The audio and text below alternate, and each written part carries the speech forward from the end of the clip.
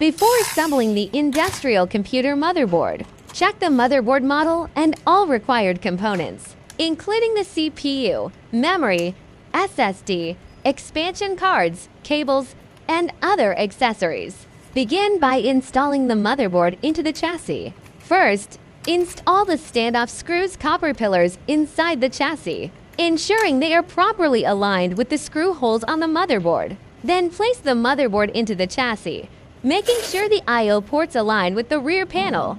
Secure the motherboard with screws to ensure it is firmly mounted without bending or loosening. Next, install the CPU.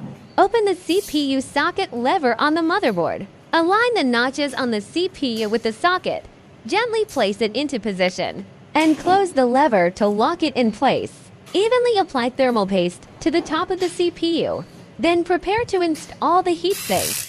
Position the heatsink correctly over the CPU. Secure it using the mounting holes and connect the cooling fan's power cable to the CPU_fan header on the motherboard, making sure it doesn't obstruct other components or airflow.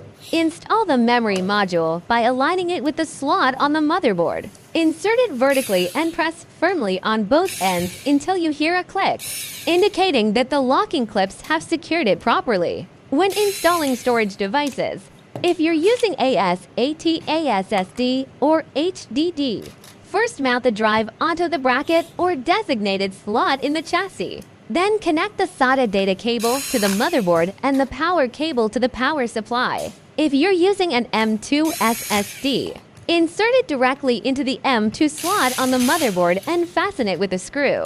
If expansion cards are needed, such as serial cards, capture cards, or network cards, insert them into the PCI or PCIe slots on the motherboard. Ensure the card is fully seated and secure the bracket with a screw to maintain stability. Next, connect the front panel and power cables. Attach the power switches, reset switches, USB ports, audio jacks, LED indicators, and other cables to their corresponding headers on the motherboard. Also connect the main 24-pin power connector and the 4/8-spin CPU power connector. Finally, connect the power cables for the SATA or M2 storage devices. After all cables are connected, use zip ties to neatly bundle them, ensuring a tidy interior and proper airflow.